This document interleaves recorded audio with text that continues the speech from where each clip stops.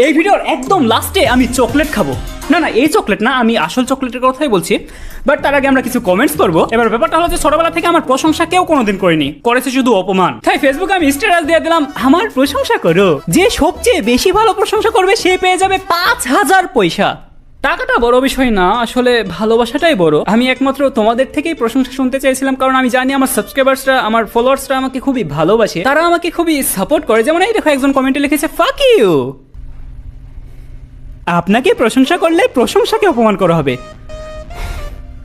আমার মনে হয় ইউটিউব তোমার পার্ট টাইম জব, তোমার মেন কাজ হলো গাঞ্জা বিক্রি করা। তোমার চেহারা দেখে আমার এটাই মনে হলো। ছেড়ে দেবো ভাই, ছেড়ে দেবো আমি ইউটিউবে এদের অত্যাচারে। দুনিয়ার যতগুলো আজাইরা মানুষ আছে তার মধ্যে আপনি 2 নাম্বার। হ্যাঁ, আর 1 নাম্বারে তুমি আছো। তোমাকে দেখতে কিছুটা আমার মতন লাগে। ভাই প্রশংসা করতে বলছি, অপমান করছিস কেন? জিহাদ তুই একটা গরু চোর। কই না তো, তোমার গার্লফ্রেন্ডকে আবার আমি কখন চুরি করলাম?